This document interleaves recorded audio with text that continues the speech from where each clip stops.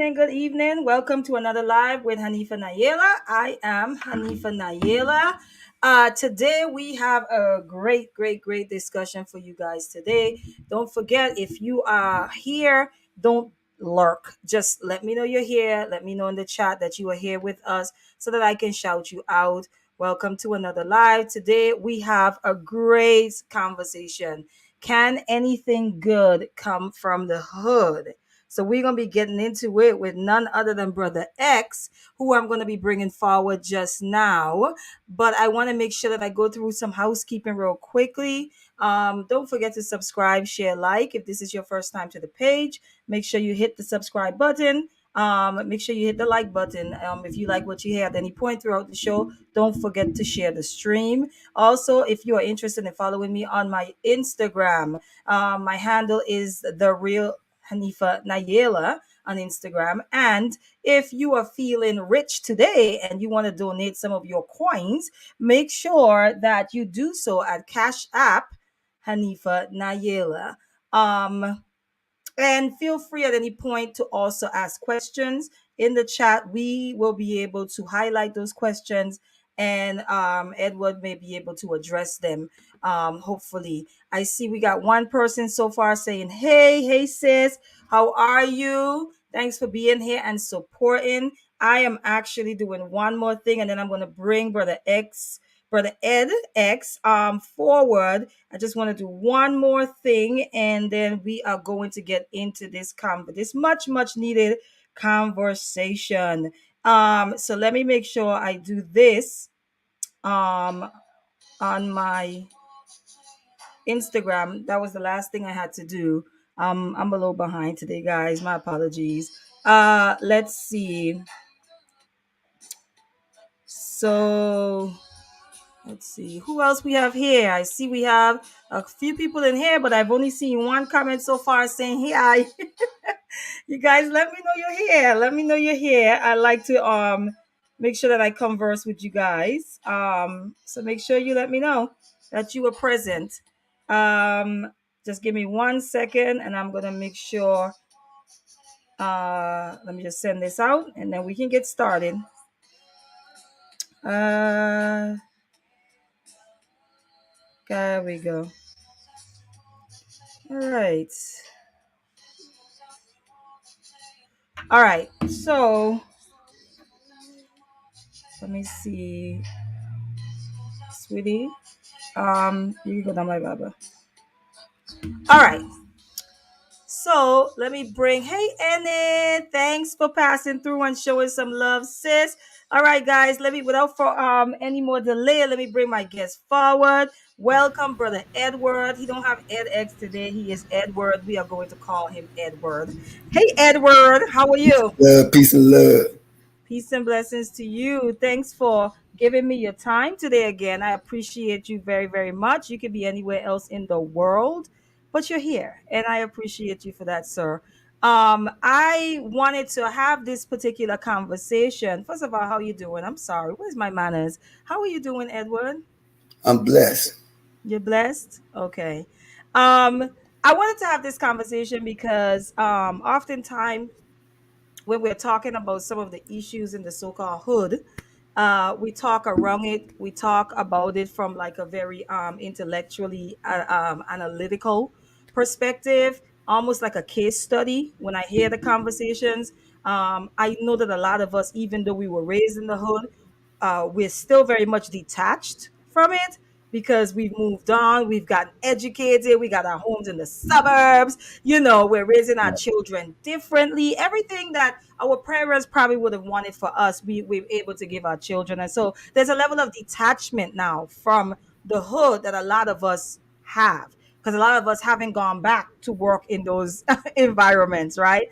But Right. we have very strong critiques of the people who are still in those environments, the behavior, some of the things that you see highlighted on the news as it pertains to those particular environments. So I wanted to have this conversation because I know that that's kind of your alley right there. You're in the front line, working in those spaces, living in those spaces in a sense. But that's what how can I say it? that's home for you. So Yeah.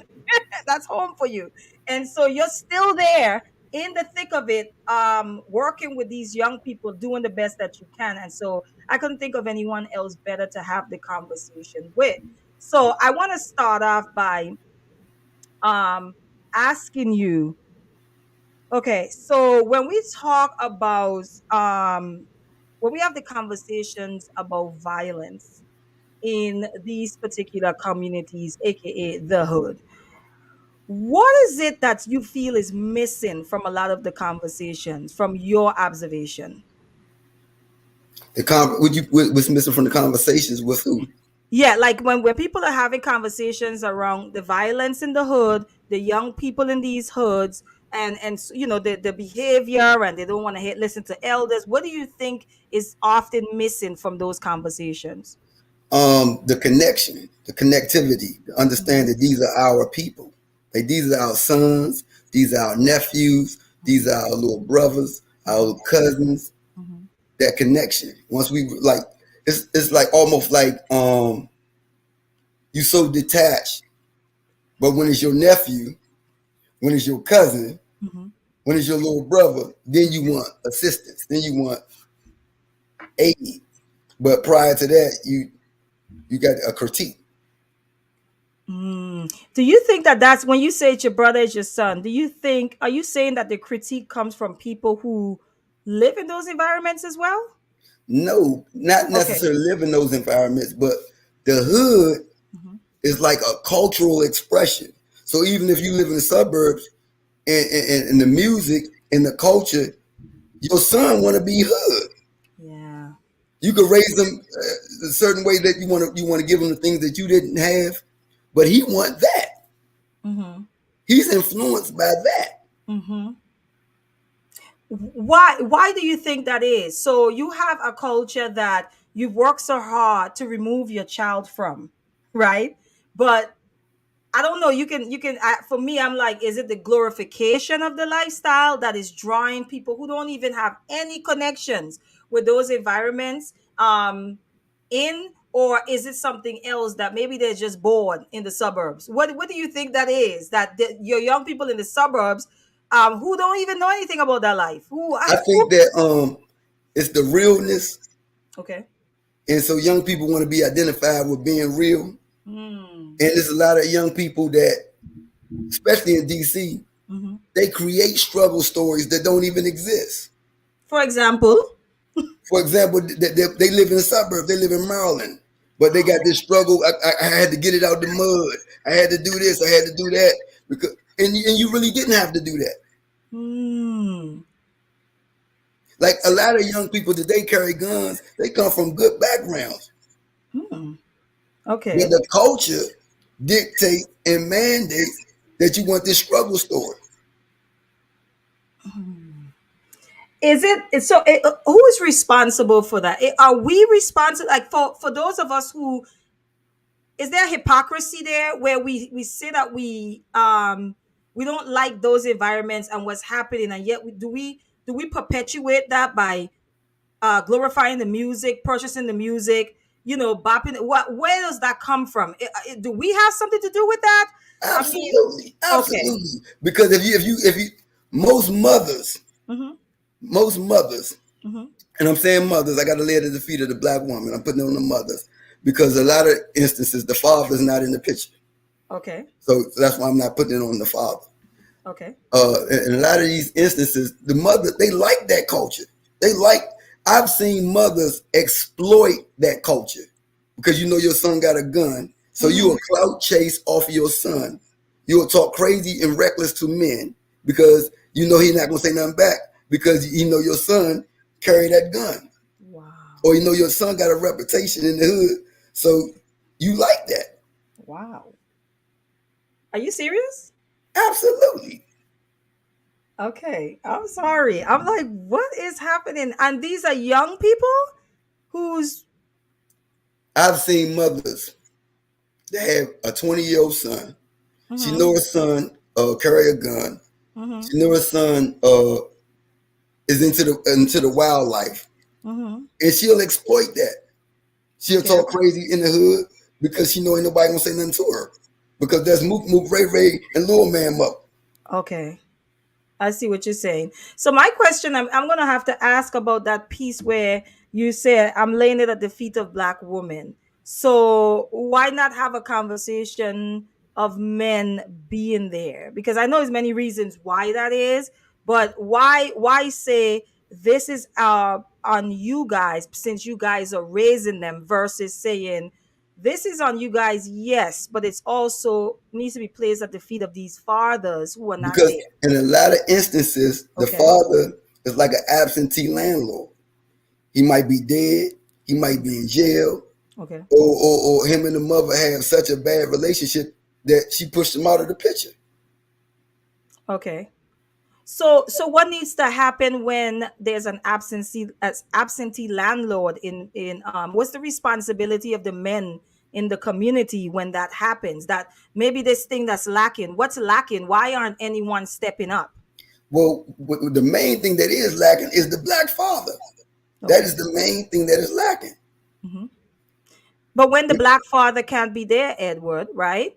Right. What is the responsibility of the community in that case? Because do we just leave the spot open? I mean, the dating market out there is tough, so mom might not be able to fill that spot anytime soon. So, what is the responsibility of the community? Shamefully, most people are scared of our sons, our nephews, our little cousins, our little brothers. So, you know, most people just try to avoid. I don't deal with those youngins. I ain't got nothing to say to them.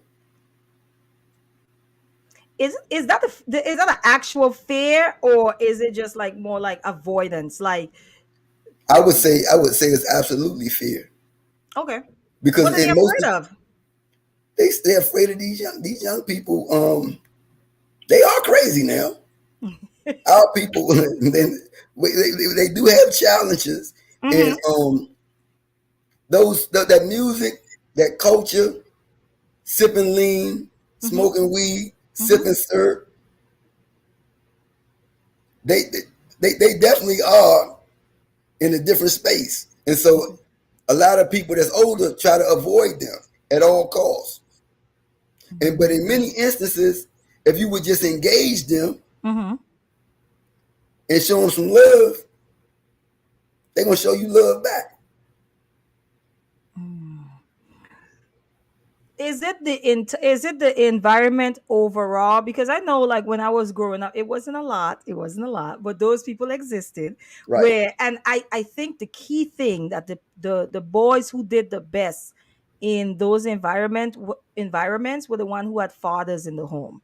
I right, will say that because I think people think that everyone that is in the hood only just it's just all single mothers. Now it's a lot, but there are couples who are trying to raise their children in those environments. Because I know a few people that came from the hood that I was from, but the key component was the father was in the home, right? To kind of right. guide, yeah, to kind of guide those children. What do you think it's the culture of the hood overall, or is this starting within the culture of the homes first and then trickling over into the streets? Well, you got a lot of parents that is a part of it. They like it. They glorify it. So, in Southeast DC, 1 out of 10 homes has a man in it. Whew. That means 90% of all homes in Southeast or Ward 8 is a single woman Mhm. in the house. Mhm. So that's why I say it's on the mother, because that's the Mm. reality. I mean, yes, the father has a responsibility, but if he's not in the picture, we can't address that. Right. And so for me, what I'm thinking about as you say that, I'm thinking I'm a boy mom, right? So I have boys. So for me, I have an idea of how boys show up. They don't show up like little girls. Okay. And Right, when they reach a certain age, they buck you, right? As a mother. Right. I feel like that's the natural progress of stuff. Like they're supposed as they reach a stage of rebellion. It's not that they hate you, but it's more of a trying to separate themselves from the mother, right? right. To kind of give themselves a sense of independence. That's normal, okay? But for me personally, like I think of my toddler when I talk to him. he plays games with me. Okay, he does. But then his father will come in with like a, you know what I'm saying? And he kind of just slid down the couch. You know what I'm saying? Like, Right, I'm like, oh, it's that easy. So for me, when you say it's on the mothers, I'm thinking about the mothers who are raising these boys, right? right. I mean, do they even stand a chance, Edward? Because I feel like there has to be some masculine energy in the equation somewhere. And I guess I'm trying to get from you, like, where do these mothers pull that from if the men in the community is also toxic? I think that if they got an uncle, if she has a brother, Hmm. if she has somebody that's on the straight and narrow, they can kind of talk to them, because I definitely believe that they need men in their lives. Yeah. I definitely agree with that and think that Mhm. that's probably the biggest part of the solution. The man showing up, because a lot of times, in a lot of instances, all these young people need is a hug and somebody to tell them that they love them, and Mm. that's missing. And we might take that for granted, but there's a lot of people in the hood. No one has ever in 25 years ever told them, I love you and I don't want nothing from you. Wow.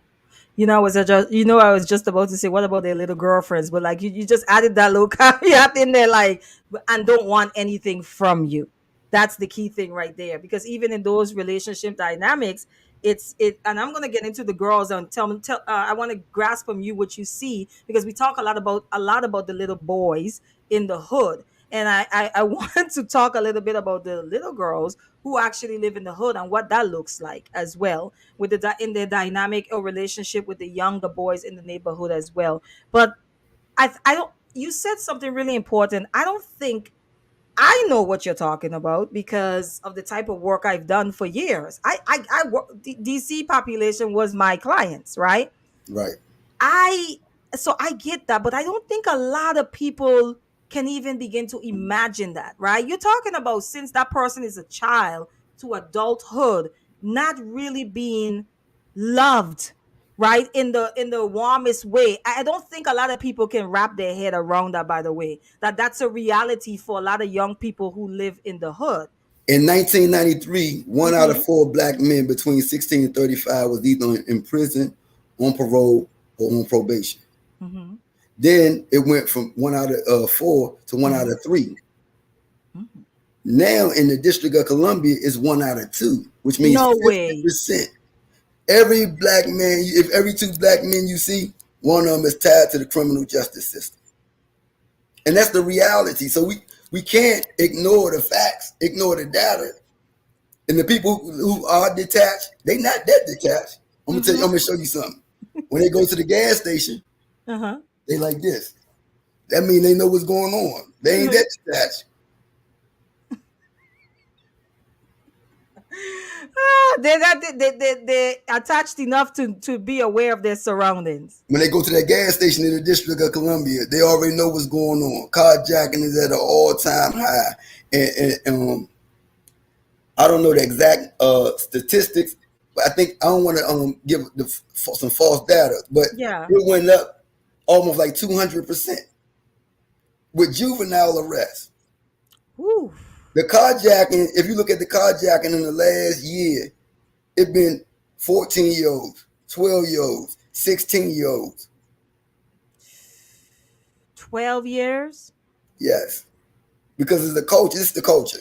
The 12-year-old know that if he get caught, he gonna go down new beginnings, juvenile I charge. know new The beginnings. max he can get is 2 years. He Mm. already understand that, and the people that is in his ear already told him, "You can do this. Can't nobody do nothing to you." So if you look at all the carjackings, they juveniles. Mm. Mm. Mm. Look at Mm. the Mm. carjackings in the district, and look at the carjackings in Maryland, and look at the Yeah, people that's arrested for carjacking. They're not adults, the children. so it's a Mm. culture, and Mm. that's being pushed on them because nobody's coming with the alternative to say you don't have to go to jail, you don't have to get killed out here. There are ways that you can be successful and you can make it. But that's wait 1 minute. Hey, Maat, thanks for passing through, sis, and showing us some love. Appreciate you. Um,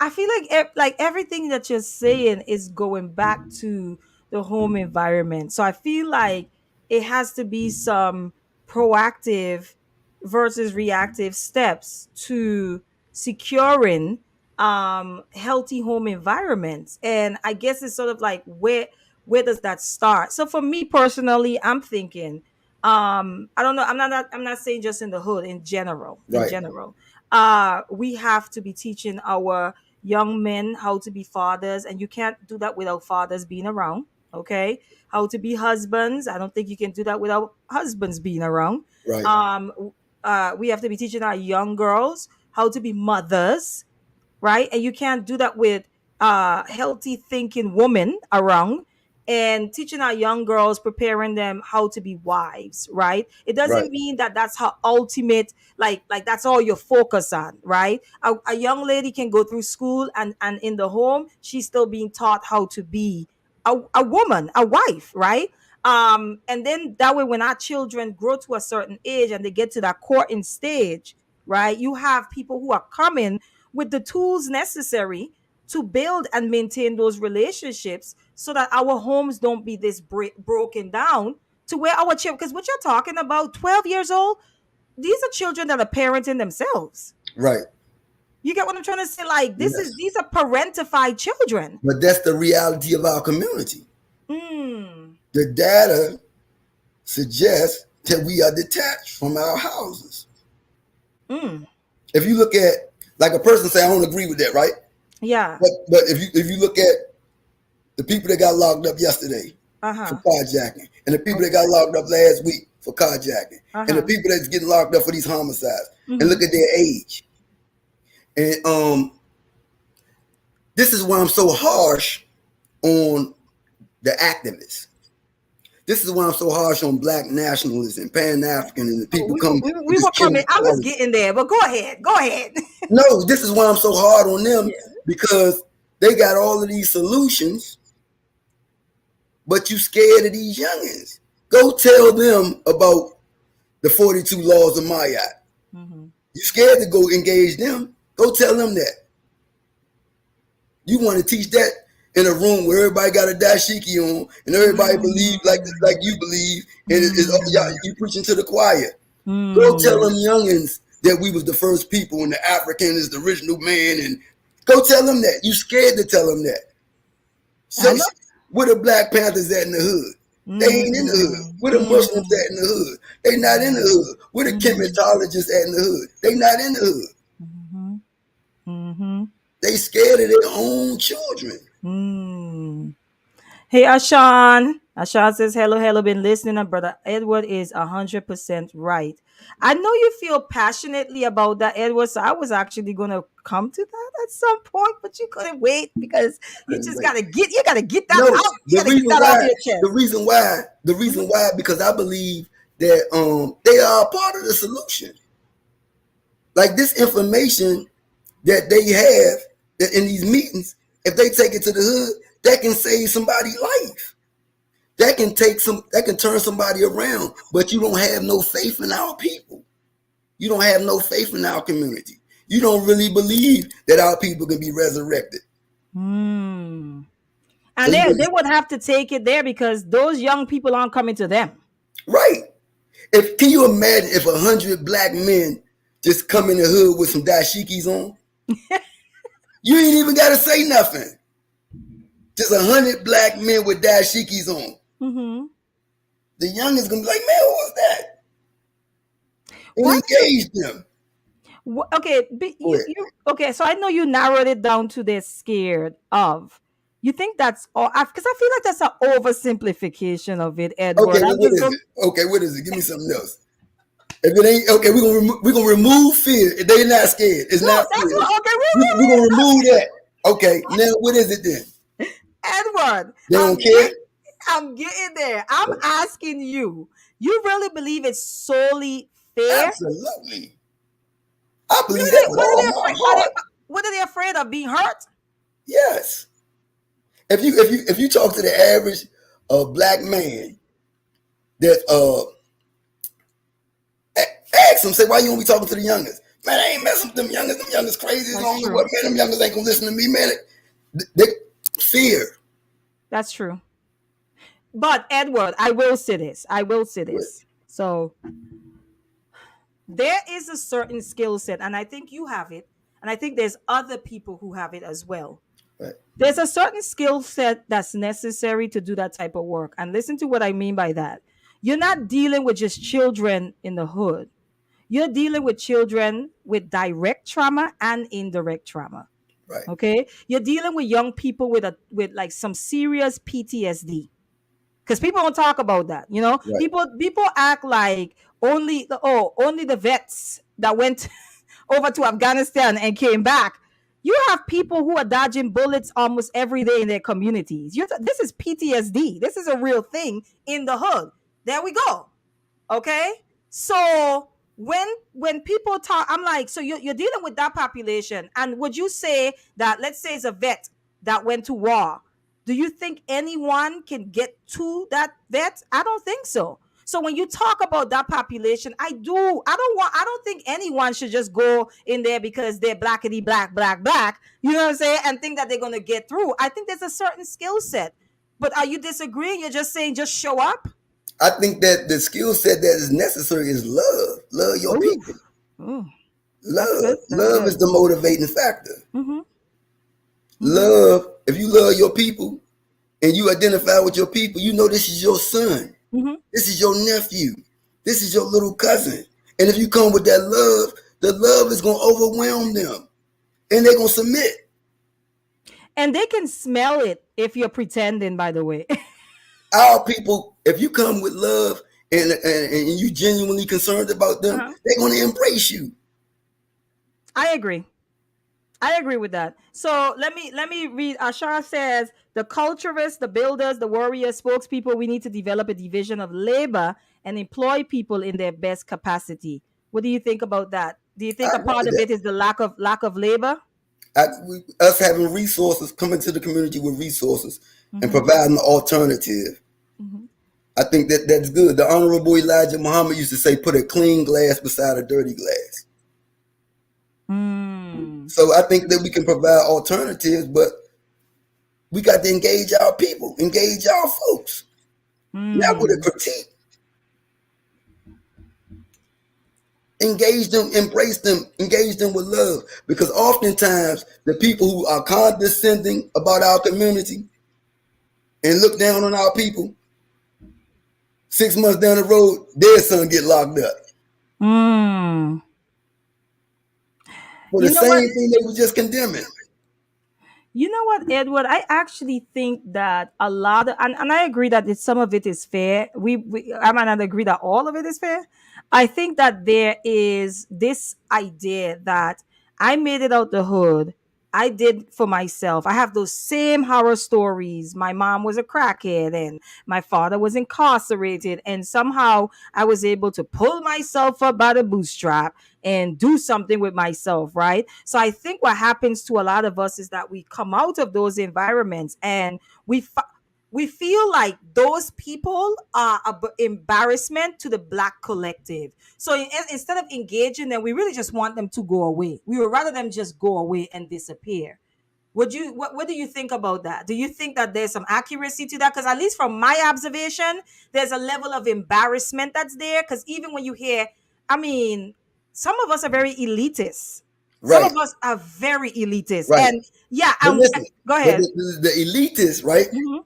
If you get in the car with them and they listen to the music they listening to, Yes. the same music that they condemning the youngest, that's what they listening to on the radio. Oh, I They know. listen to Lil Durk. They listen to Pooh Shiesty. They listen to all of the drill music, Hmm. and they like it. Hmm. Hmm. That's what I'm saying. It's almost like I like this in private, but you are embarrassing me in public. Do you get what I'm saying? I At agree with least that. in the conversations I've heard. But go ahead. I agree with that. Yeah. I definitely agree with that. But it's again, it's this detachment. These are our people. And Council Member Trayon White always say this quote: "No one is going to save us but us." Yeah. Yeah. Do you think those of us who, well, let me get to Anna. Anna said, could it also be fair that they will not be viewed as the savior of the solution?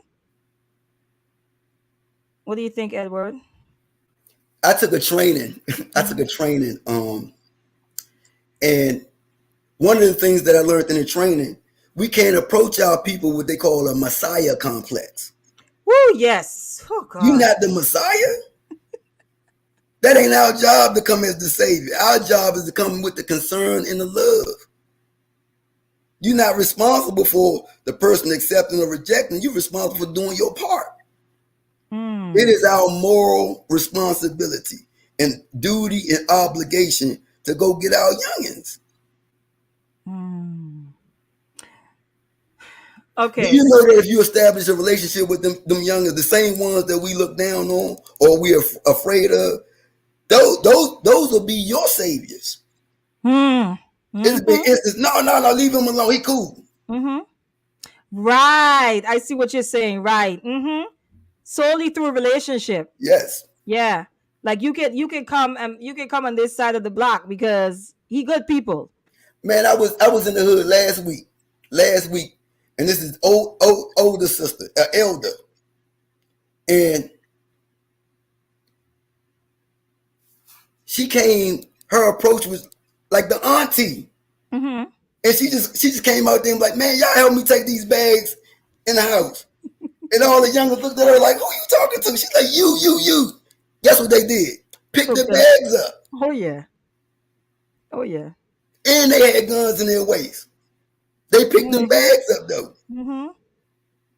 So do you think there's a level of dehumanization involved here in how we are perceiving these young people who are in the hood that we're dehuman? Because I keep hearing you saying these are our people. So do you think that there's a level of dehumanization? But I feel like I'm gonna say this. I feel like that's deliberate. I feel like for us to alienate ourselves from them, we have to dehumanize them, right? This is what do you call it, like the racist strategy all over again, right? Before you can enslave black people, you have to spread propaganda that black people are not human, black people are animals, black people have no souls, right? Because people always talk about like how could that happen to so many black people, that enslavement, but if they go back before that, they will see the propaganda that was already being spread, right? Because you have to, that's the purpose of propaganda. Right, And I think that mainstream media does a good job of that, to where they dehumanize our youth and we allow it and we then internalize that, right? And right. I think that dehumanizing our young people in those community is a scapegoat, is a cap out for us. Because once you dehumanize you, if I dehumanize you and make you into a monster, right? Then I don't have to explain my cowardice. Right? All I Right. have to do is project that you're a monster. So everyone understands why I stay away from you. Do you get what I'm saying, Edward? Yes. Yeah. So I think there's a dehumanizing. What do you think? Do you think that there's a dehumanizing that we're doing to these young people? Because that story you just gave, I'm like, yeah, they went and they got the bags. Yes, absolutely. One of my strengths is I was those young people, Yeah. so I identify with them completely. I used Mm-hmm. to be just like that. I used to Mm-hmm. be wild. I used to be ignorant. I used to be wanting to be down. I suffered from peer pressure. Mm-hmm. And in the community, in the hood, there are factors that people don't even consider, like the peer pressure of a young person that's 15 to carry a gun. Mm. You say, man, when I was 15, I ain't had no peer pressure to do that. Yeah, it wasn't no Instagram when you was 15. Sure. That's true. Mm-hmm. Mm-hmm. I think I agree with you. I just was having this conversation with someone the other day because even in a lot of the conversations we have, even around relationships between black men and black women, people like to refer back to back in the day this, back in the day that. And I'm like, this is a different era. You're going to have to see the factors or the environmental factors that are at play that weren't at play during that time. It matters, you know. That social media piece is huge for these young people. A lot of young people have been arrested for like flossing online with guns. And for us, with in our big old age, for us it's like that's silly. But what is the mindset of a young person that has no fear of brandishing weapons, They drugs, and want to so be forth down. That's the online? culture. They want to Mm, be down. And if you can't be down, look how many youngins getting caught with BB guns because they ain't got no real gun. that's a thing. Yes, Oh, these are nice children. okay.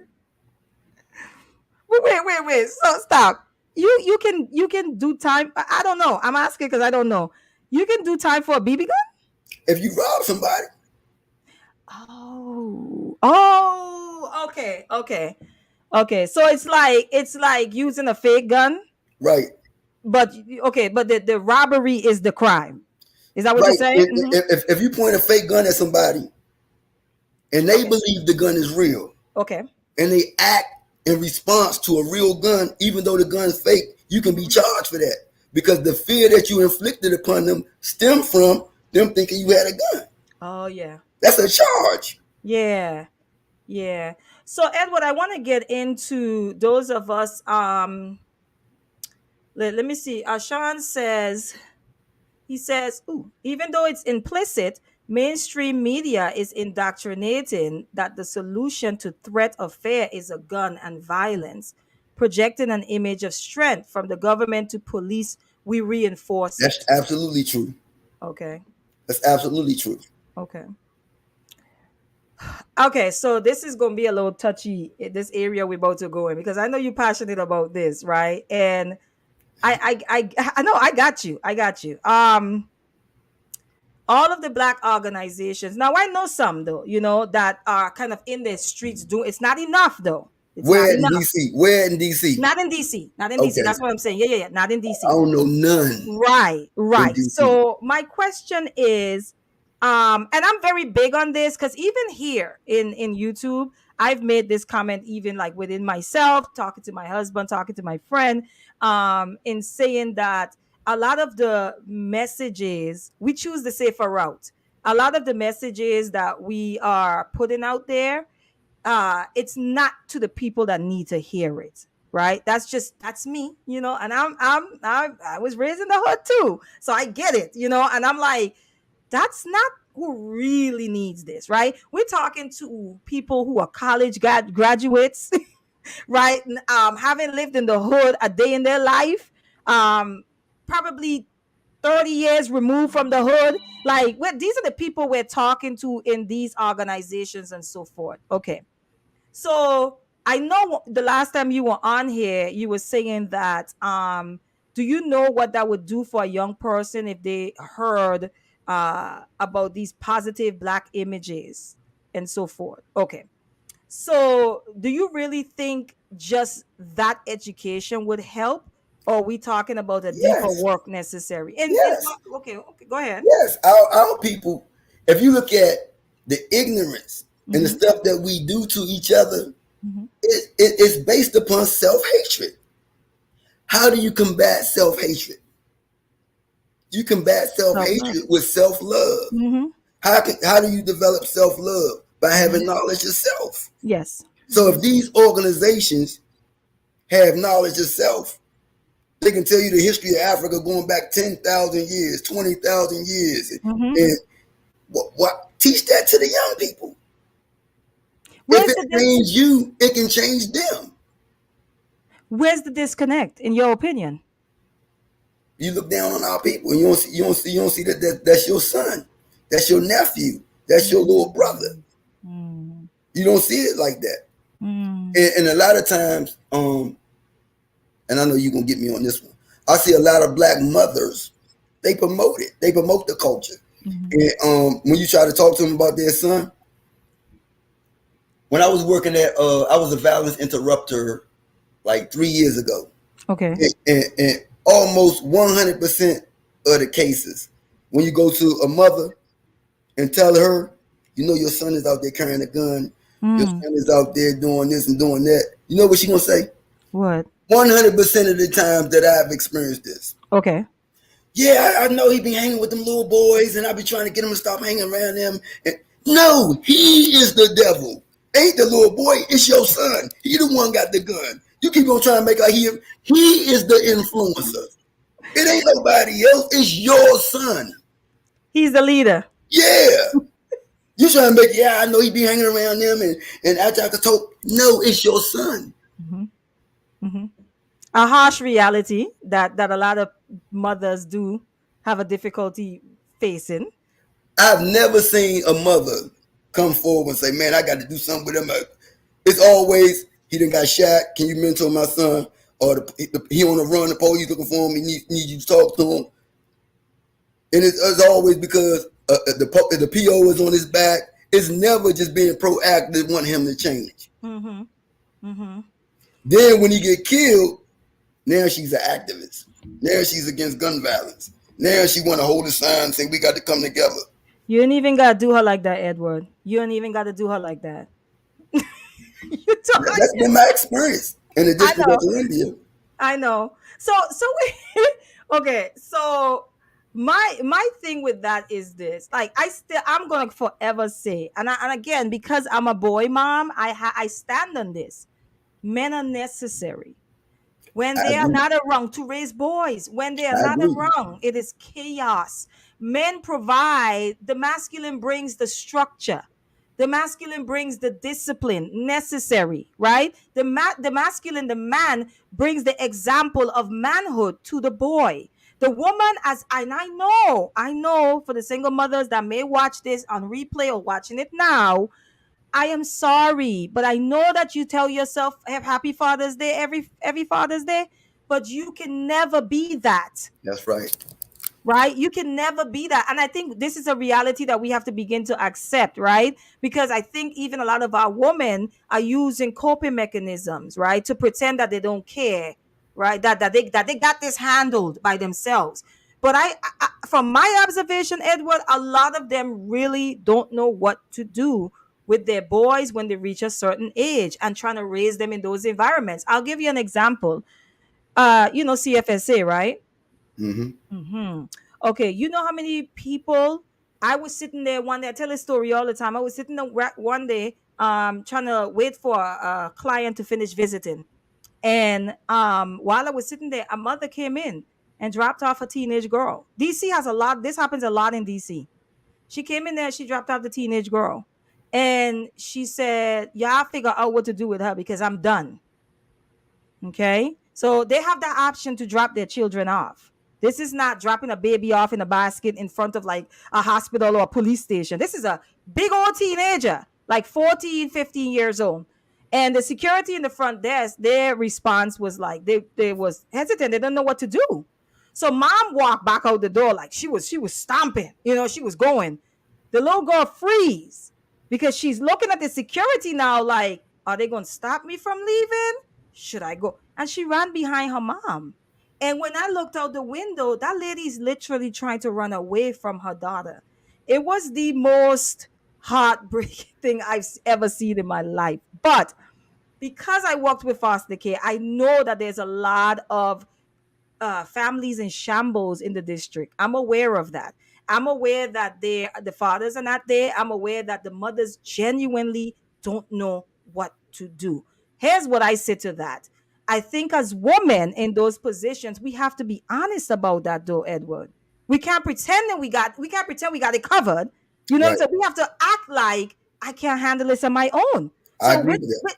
right, which will make us then reach out to a Edward, reach out to people, even talk like reaching out to you. You might be able to connect that mother with mentorship programs, maybe even in Maryland, wherever that is. You get what I'm saying? Yes. But right, but I think what it is that we have this thing as Black women that's happening. Single mothers taking on this persona of I got this covered. You know what I'm saying? And they're struggling, Edward. Struggling with these boys. So I think there's a part of that that's at play as well. And I keep hearing you talk about the moms, and I'm just like, Edward, there has to be an alternative. These mothers, when these The boys reason reach why a certain age, the reason yeah, why I'm on the mothers is because that's who's there. I Like know.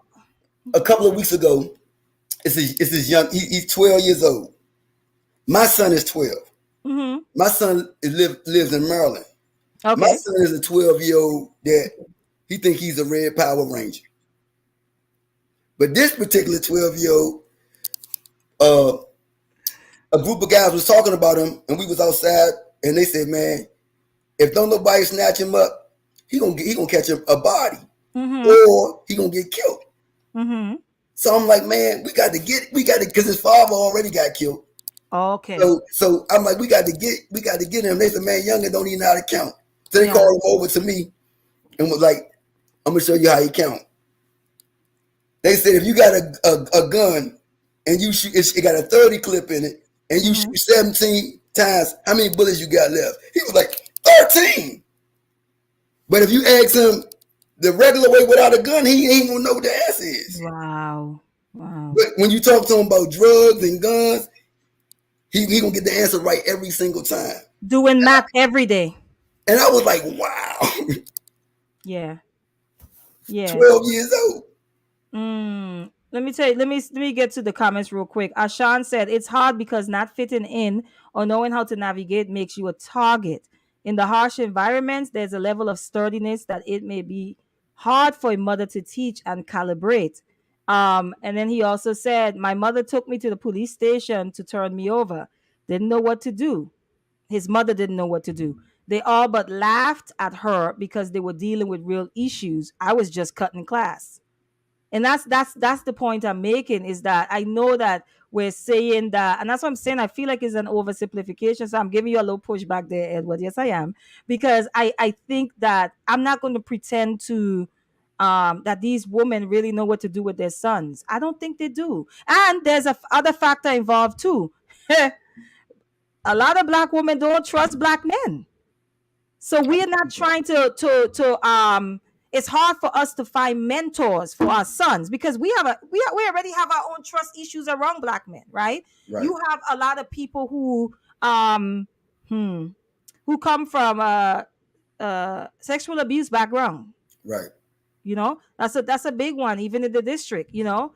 And you're telling them to turn your son over to, not turn them over, but turn them over to these guys that they go mentor them. But she have her own issues and her own trust issues with black men. You know what I mean? So I mean, like this conversations that we have about these things, I think they're so nuanced, they're so layered because there's so many factors at play. And that's why I'm like, Edward, I think you're simplifying it, sir. Because I think it's a little more complex than that. I agree with that. Like, it ain't no cookie cutter solution. But let me tell you something. Yeah. One of the reasons I dress the way I dress is because that's a language. Yeah. That's a way to get up on youngins. Oh, this man, I like you be dressing, you fly. So that's a conversation piece to allow me to get up close to them. And they know my background. Like, for the people that don't know, I did 18 years in the federal penitentiary. I went to prison when I was 17. I got charged as an adult. My mother was murdered when I was 14. My father went to prison when I was 6. He'd been in jail for 42 years. And that's my reality. So I identify with those stories. And so I don't allow them to make me, like, I'm not the police. I'm not going to tell on you. I'm just like you. And I want better for you. I want more for you. And I think that we've been proactive in our community, having a connection with our people. They're going to embrace you. They're going to embrace you. And then once you got that trust, then you give them the message. Man, the way you're going to get killed out here. Or you're going to catch a body and go to jail for 20 or 30 years. So you don't think a suit and tie is going to work? Yes. Yes, a suit and tie can work. Yes. Okay. Yes, a suit and tie can work. Okay. Because like, that's one of my goals, like with the young people I work with, like showing them how to tie a tie, having a day where you put on a suit, you and they like that. One of the youngest told me, he said, man, the police don't even search you when you got a suit on. So, yes, any way we can get up on them, any strategy, any tactic that we can employ to get up on them, it's good. Like what I'm saying, we just got to engage them. Okay, we have to engage them. That's what I'm saying. So it's gonna take some creativity on our part. Okay. Okay, I got what you're saying. But if you're afraid of them, you're not even going to consider any creative methods to reach them, because you just count them off as I personally have an issue with that, and I'm trying to be nice. I have a serious issue with the elitist attitude.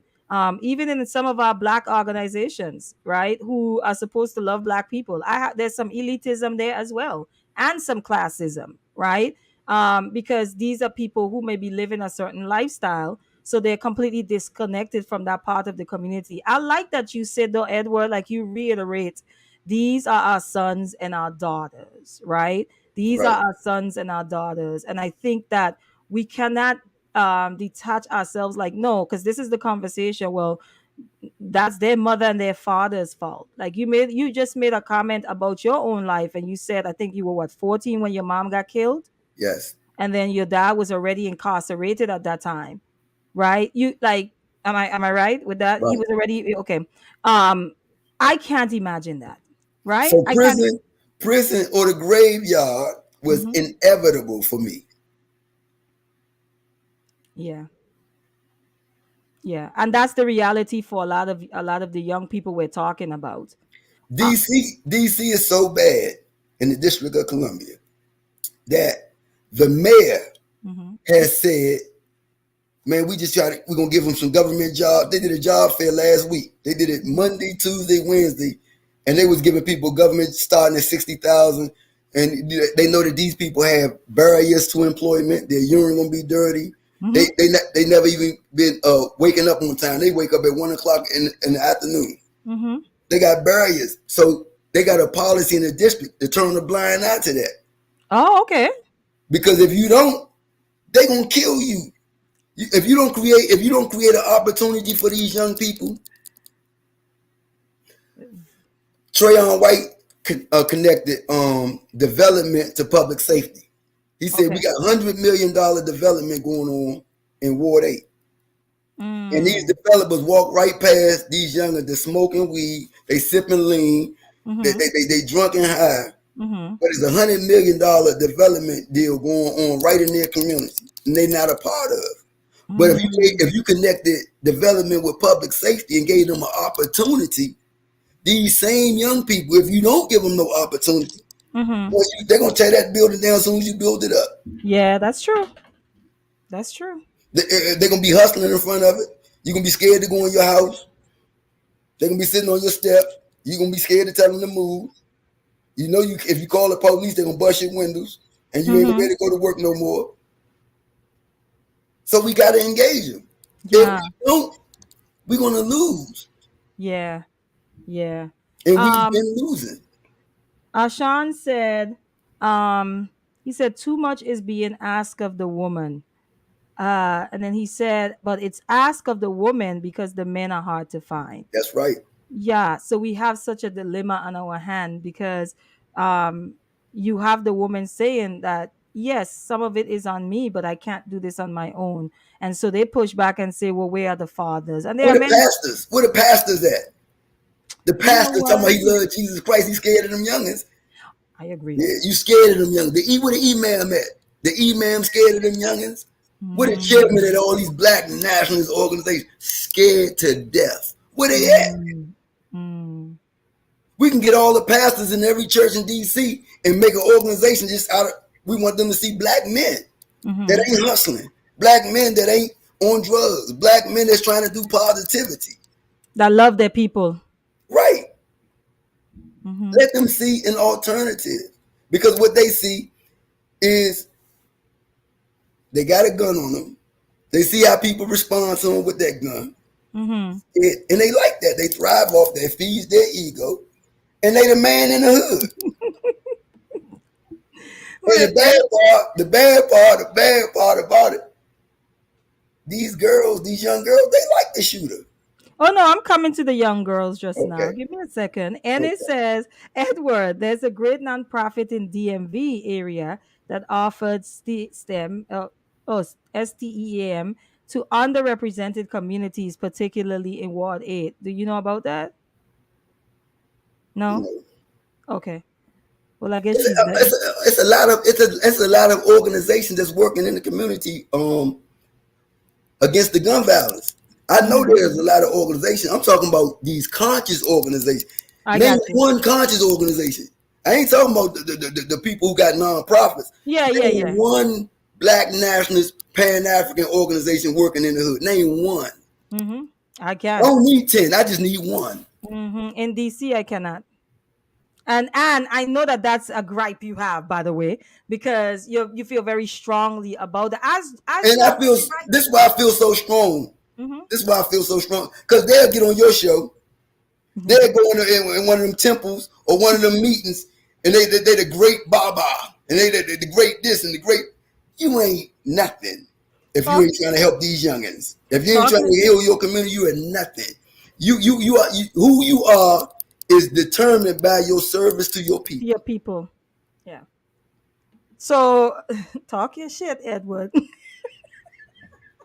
I am not stopping you. My mom's pastor got a camera, alarm, and police liaison instead of some food or anything for the people sleeping in cars and doing drugs in front of church. He That's got a good. camera. That's, Wow. Wow. I got what he's saying. So he invested in his own safety. oh, You see oh what no, I'm I saying? thought I ain't see what he was No, saying. I'll read Okay, it again. He says, my mom's pastor got a wow. camera, alarm, and police liaison. But on Sunday he gonna say he walking with the Lord. Yeah, instead of some food or anything for the people sleeping in cars and doing drugs in front of the church. So he was more concerned with protecting himself and his property, right, than to reaching the people who were doing the drugs and stuff in front of the church, pretty much. And that's the other thing too. There's a level of individualism because I feel like, oh, that's what I wanted to speak to. When you said these are our sons and our daughters, I actually think that some of the like you're talking about the black organizations, I think they themselves other the hood. Do you get what I'm saying? Like these are those people over there. But Right. the reality is this: black people are black people. We don't get to choose which black people we think are deserving of quote unquote awareness or consciousness, right? We don't get to choose that. And I say Right. this all the time because I was talking to a friend of mine and I'm like, one of the things that I notice about like the woman empowerment people, these women who are all about women empowerment, they're about women empowerment until they meet a streetwalker.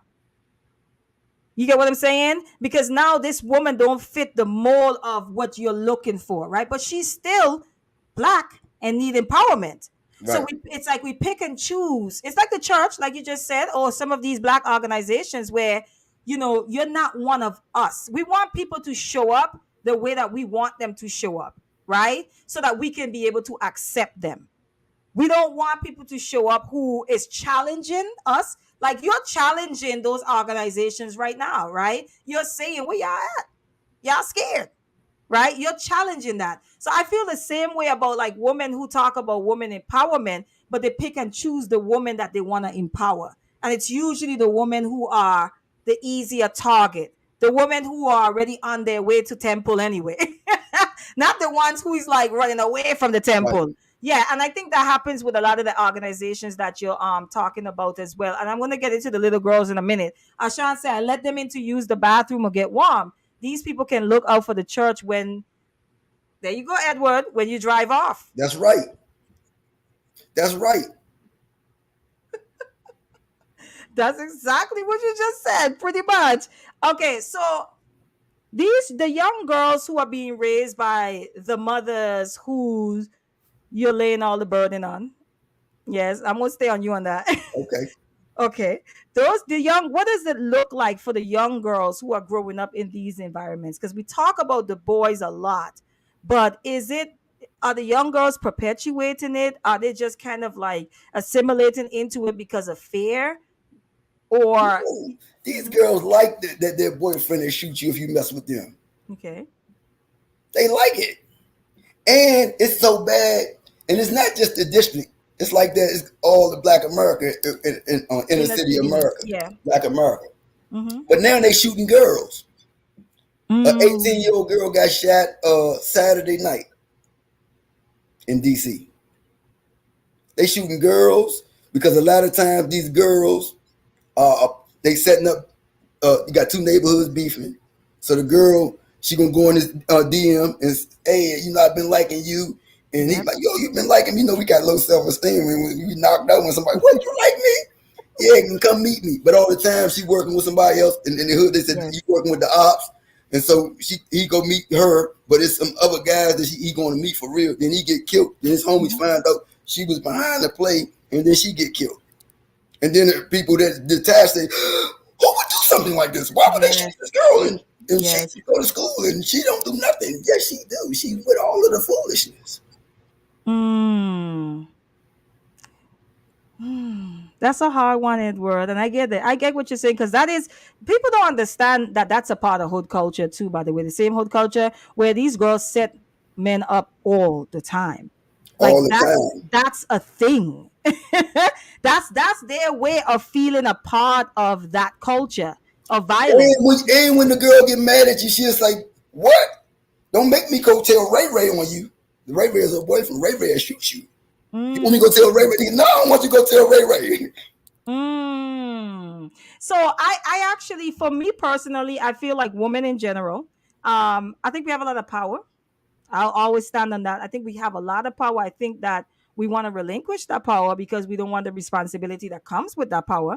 But we are aware of our power when it's convenient. Let's just say that. But Right. I think women hold a lot of power. I always say I think we have the power to change the trajectory of the culture.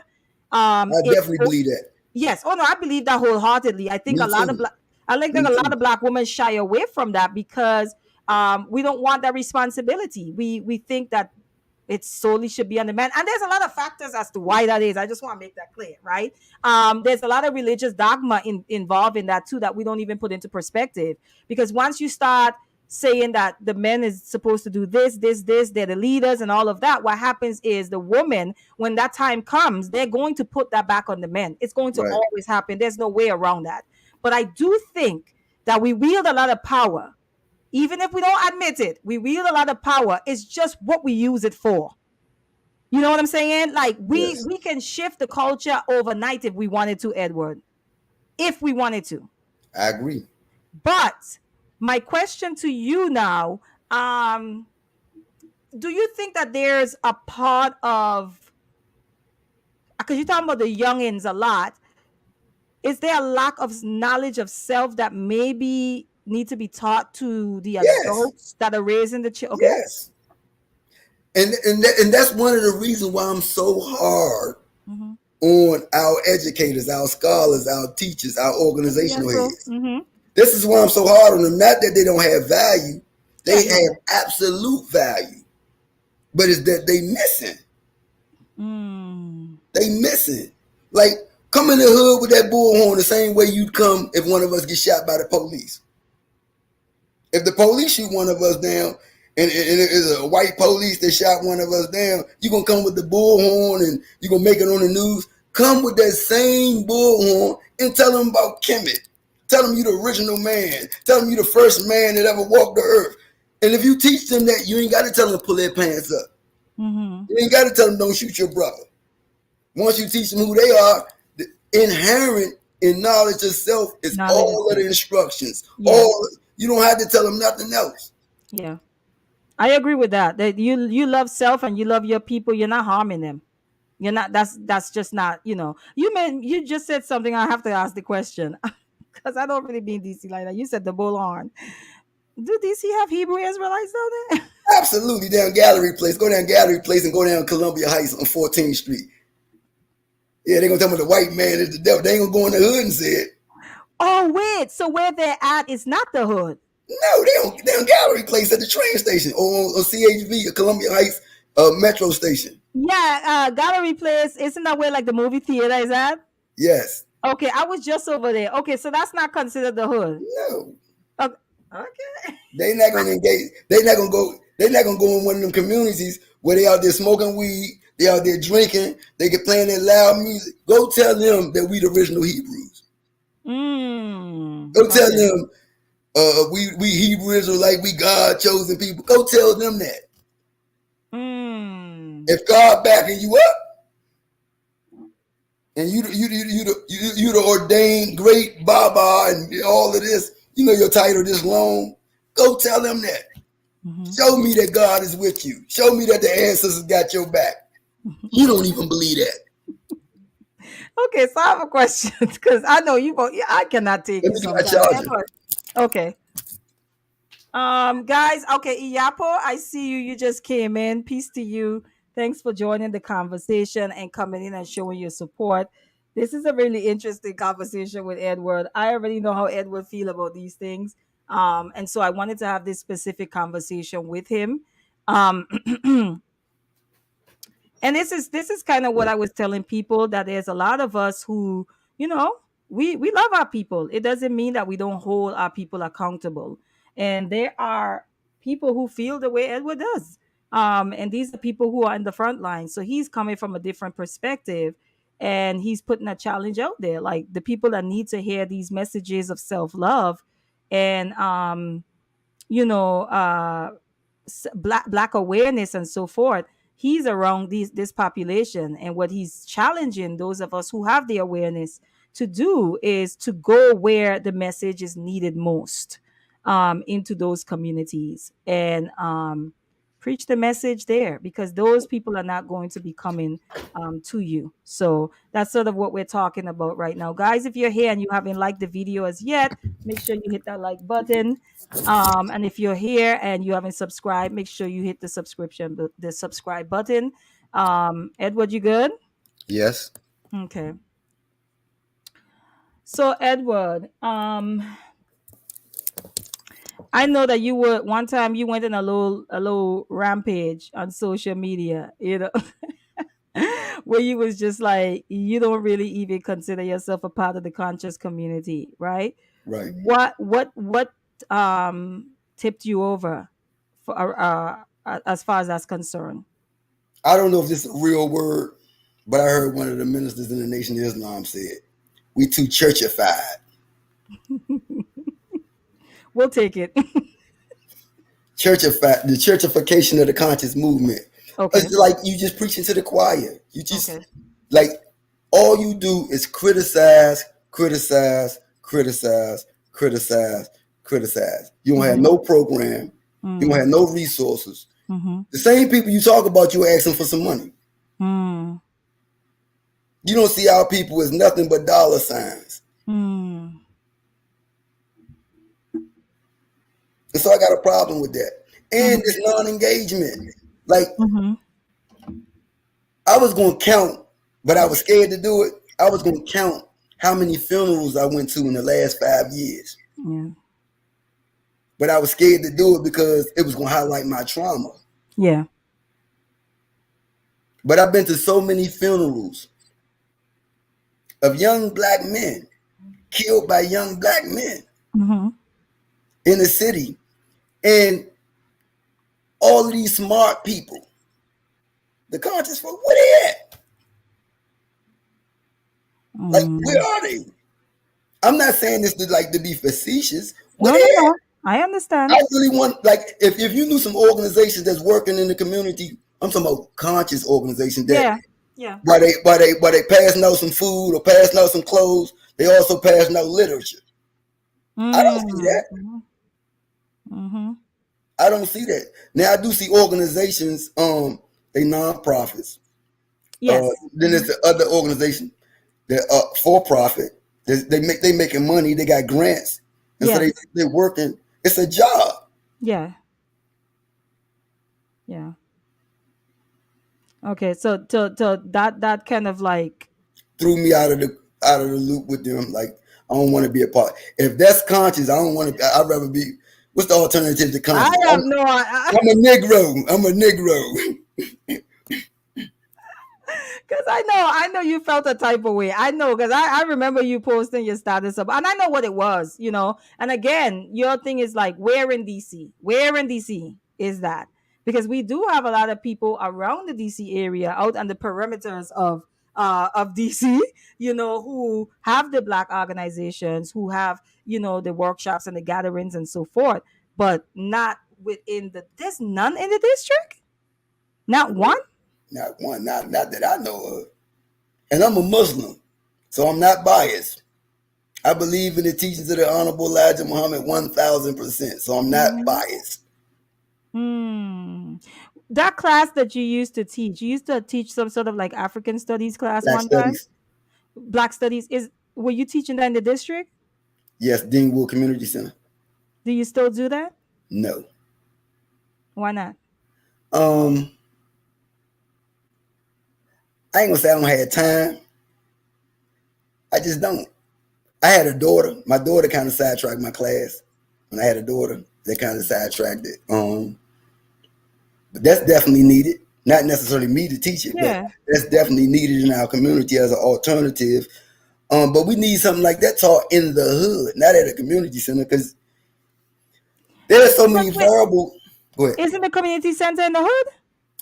Yes, but when you got these communities, Okay. DC is set up now that this community can go to this rec center, but this other community can't because those two got issues. Oh gosh. Mm-hmm. So in DC now, so many communities are at odds with each other. Okay. So these are factors that you got to have in mind. Like a lot of people that got good hearts and good spirits, man, we can get them together. Man, you can't bring them in the same room. You got to talk to them separate. You can't bring them in the same room unless you're going to be on the investigation. Well, homicide, somebody going to get shot in this room. You got to talk to them separate. You got to have this community and you have your people talking to them, and then you have this community and talk to them. And then after you get them good enough, then you take one from that's the leader over there and bring him by himself and let them two talk. Okay. It's so many variables and factors that Yes, that's what I'm lit. That's what I'm hearing. people don't even know about. They think it's like, man, you can just get them. No, you can't get them together. This neighborhood can't go to that rec center. And it's like that all over DC. Then So when there are avenues that you can use to get one way you can get the youngins. They okay. all of them gonna roll with you. Man, I got some studio time. All of them think they rappers. All of them think they rappers. Man, I got some free studio time. Uh-huh. But if I give you this studio time, you gotta do this. You have to trade. You have to be a trade off. I agree with Right. that. Yep. So that's a way that you probably can go in any hood in the District of Columbia. I got some studio time. And the young like, Mm. what? No, that's the man that got the studio time. They're gonna listen to you. Mm. But you can't have that side and that side in the studio at the same No, time. no, no, don't do that. And You but got that's it a lot. That's a lot, and it requires a certain level of knowledge of that hood to even right. know that. Because honestly, let's say somebody like me come in and I'm like, "Oh, we're gonna be doing this class." I'm not thinking about all of those things. I'm just like, I'm gonna put some flyers out and we're gonna invite everybody over. You get what I'm trying to say? Like, I feel like it has to be people then who do this work who are from those environments. That's what I'm I hearing. used to work for Building Blocks. Building Blocks is it's the mayor's initiative on gun violence, and it's 154 blocks in the District of Columbia, and they wanted to cover 154 blocks, block by block, and Dante. bombard the block with resources. Mm-hmm. You got to come in and just hit the whole community at one time. Okay. PW hiring, this agency hiring, this right here hiring. You can go to school right here. We got resources, and you connect and you just hit them. Mm-hmm. That works because oftentimes they traumatized. They done lost a couple of their homies. They know what's going on in the community, so they susceptible to a message. Like it Yes. ain't like they gonna reject the message. Mm-hmm. Because if three of my homies got killed, guess what I'm thinking when I lay down at night? I'm next. Yeah. So they already know that. Mm. The trauma is real. So Mm-hmm. when you Yeah. approach them, long as you solution focused, they will listen to you. But you have to Mm. have resources and an alternative. But okay, so another layer of this too is that let's say you're getting the message to, let's say you have a young brother, that the message is getting through to this young brother, right? Because he done seen enough of his friend die. He's ready to, okay. but that's his home. That's where his mother is. That's where his family is. Okay. Give me 1 second. Hey Dante, thanks for passing through and showing some love. Hey Crypto, Vault, hello. He says hello family. Thanks for showing some love Peace. and coming through. And then we have Dante say good evening, honey, for brother Edward and chat. Peace to you. Again, Dante. Thanks for showing us love. So like you said, there's so many parts at play. So you have a young brother that may receive the message, it got through to him, and he's like, I'm tired of seeing my friends die. But his connection is to that community. That's where his mother is. That's where his siblings is. Might even be 3 generations. That's where his grandmother is. Right? That's where his family is. How but he's like, if he don't get up out of that environment, he's gonna die. Right? Some people, I actually tell them that. Like some people, I tell straight up, you know what's coming next. Mm-hmm. You know what's coming. Well, what did they do? What did they do if they have nowhere else to go? You Because got to that's the other. provide. You got to provide that safe space. Sometimes you Who open has up to your. provide a safe space? Sometimes you can open up your home. Okay, I see what you're saying. Okay. Mm-hmm. Like come over here and chill. Mm. Do you know that these youngins right now in the District of Columbia is in the hood and they watch every car that ride down the street? Mm. Do you know the trauma that comes? I watch every car. I watch every car that ride down the street, and I'm Right. 49. Right. But I'm a part of the culture, and I know if you don't watch that car, 4 people might jump out there with ninja masks on, with Dracos, and get to Mm. shooting everybody out there.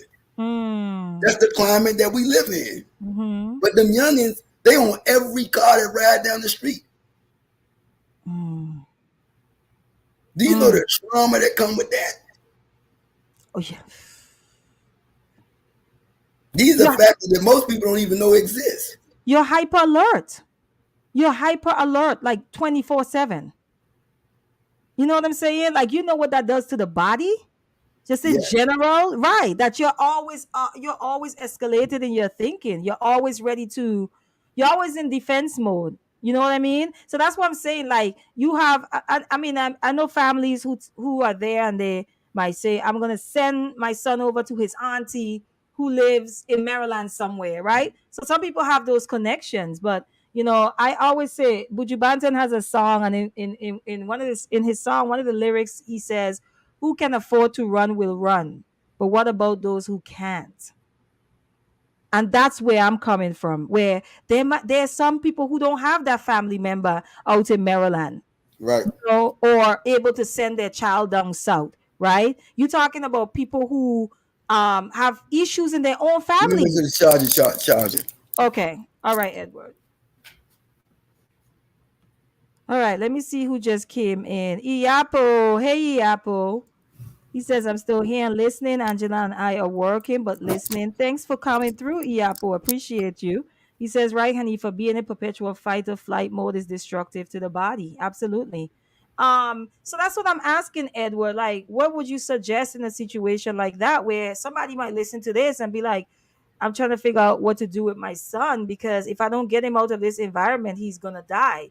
But they don't really know what to do. They don't have anyone to send him to run to.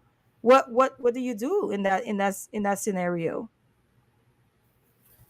We got to create. We got to. There are resources in the District of Columbia, and the resources exist in the District of Columbia only because the Mm-hmm. violence is so high.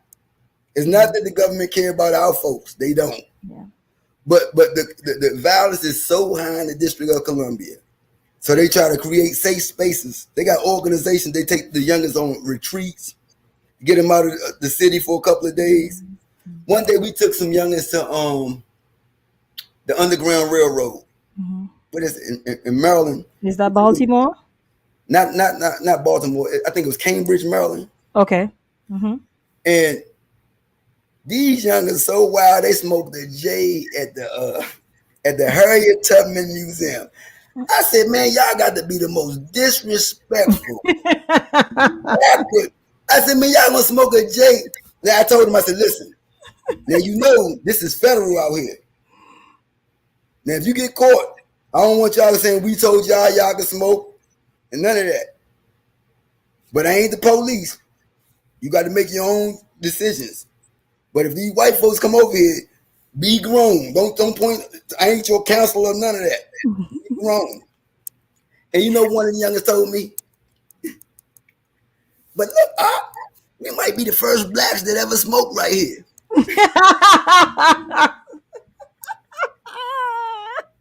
I know you got a kick out of that one.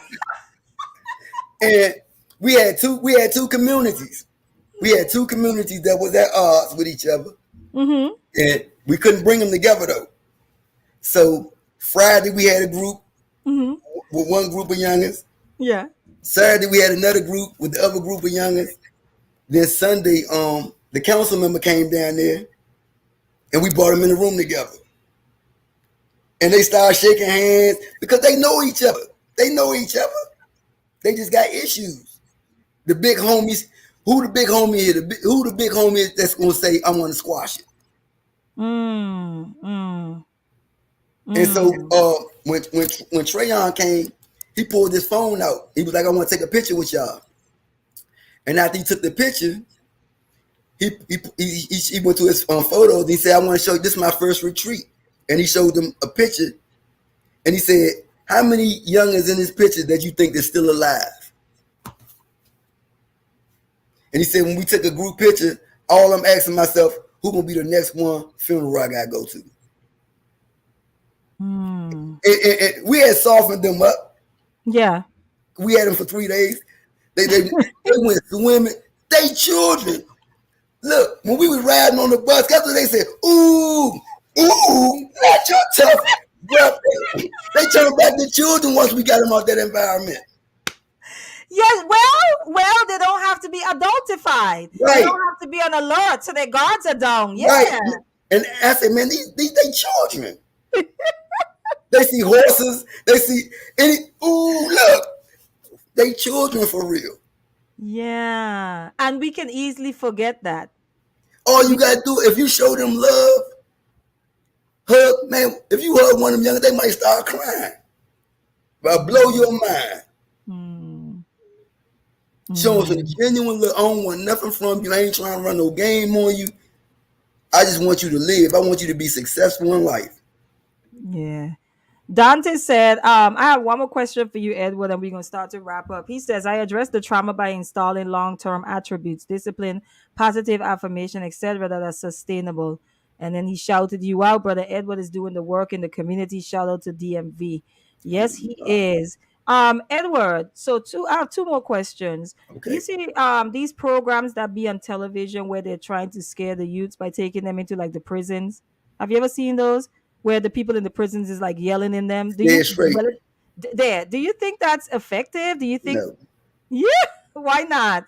Because them youngers out there done probably killed somebody before. Okay. You just look at them as a little boy. They not scared of that stuff. You got them youngers on the street. They got. Do you know what a switch is?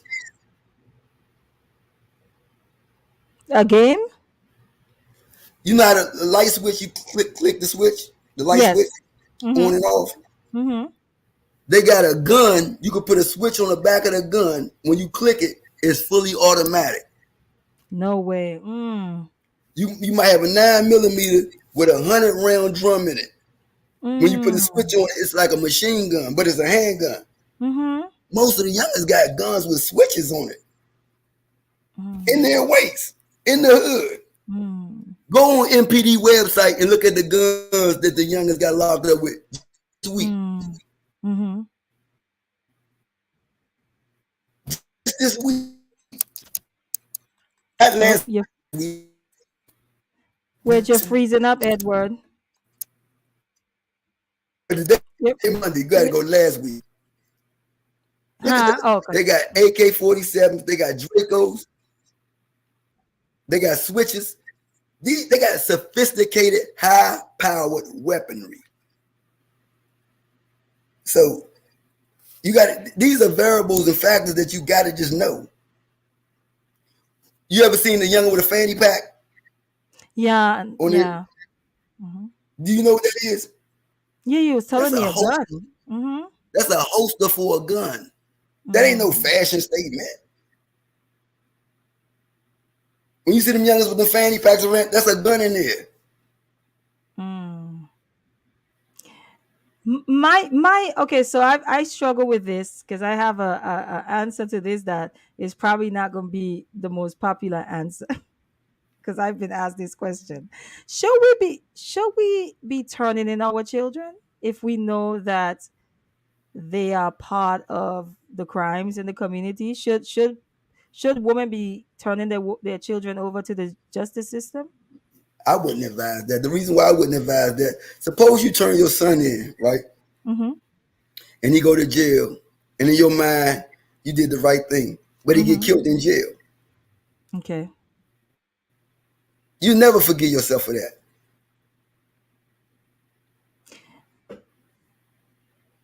Can you'll never forget yourself for that, but I don't know that I would forgive myself for the neighbor up the street whose child my son killed. Do you get what I'm saying? So that's a hard one, Edward, because it's like you're trying to preserve their life, but they're taking other lives because of it. No, and this is a hard conversation because I've heard this conversation before, and I'm with you. I have a difficult time. I try to put myself in that position if I would turn my child over to the justice I system. always tell the young people, I always tell young people this: the stupid stuff we're doing to each other, harming each other. Okay. What we're doing, we are creating a scenario for there to be a public outcry for them just to lock us up, and nobody's gonna come to speak up for us. The stupid stuff we're doing, the senseless stuff that we're doing to each other, we're creating a scenario for those who hate us, those who don't like us. When they make these draconian laws, it would be almost hard for us to oppose them.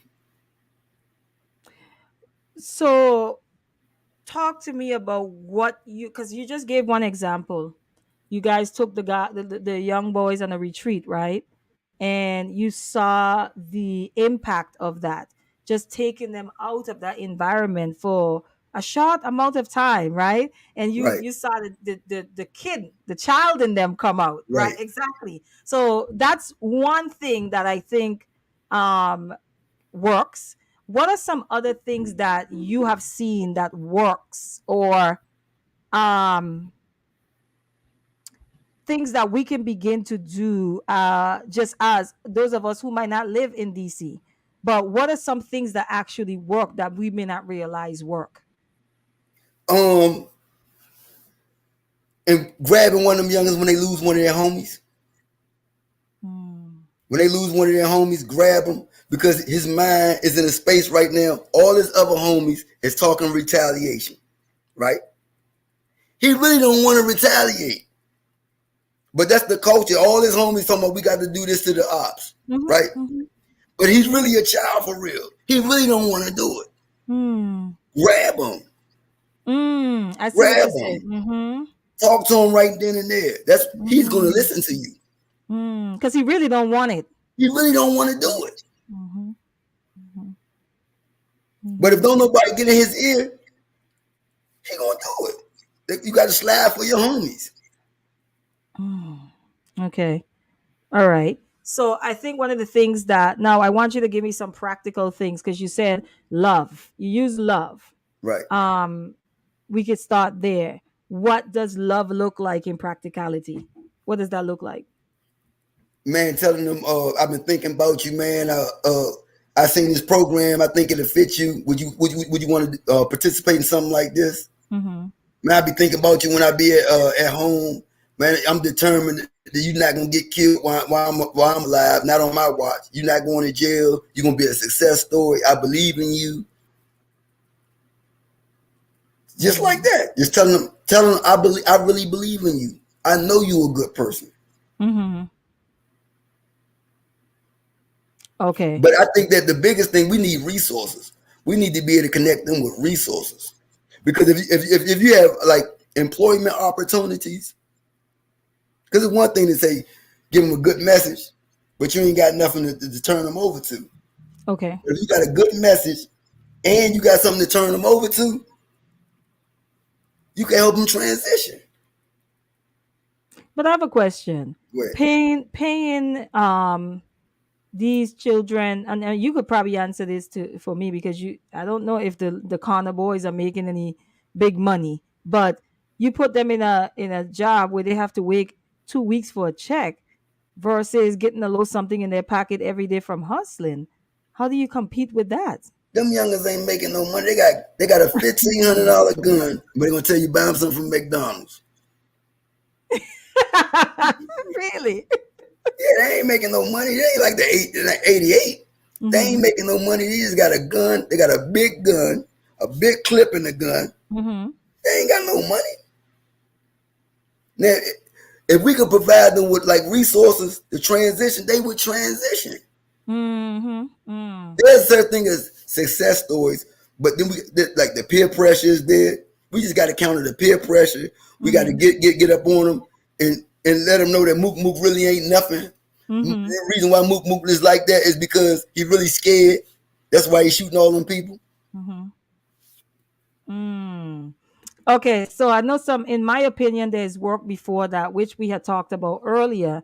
And I was saying, of course, there's work before that, because I think the home environment, I think a lot of these children, the streets is eating them because they're parenting themselves.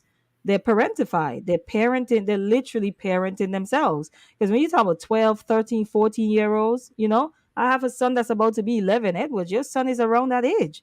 You know what Right. I'm saying? So you think about, like you said, my son is into, like you said, he's into something at this point. Red, what is it? Power Rangers. Power Rangers, exactly.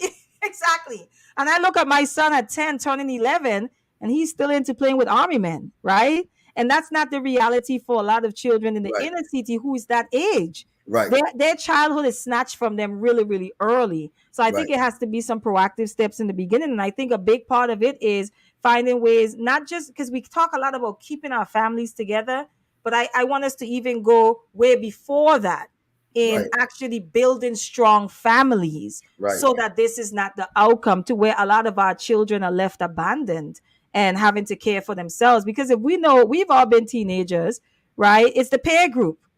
Right. Juwanza Kunjufu talks about that. That's what you have to contend with your teenager. The peer group is the is the number one contender for parents once those children enter into puberty. That's a real thing.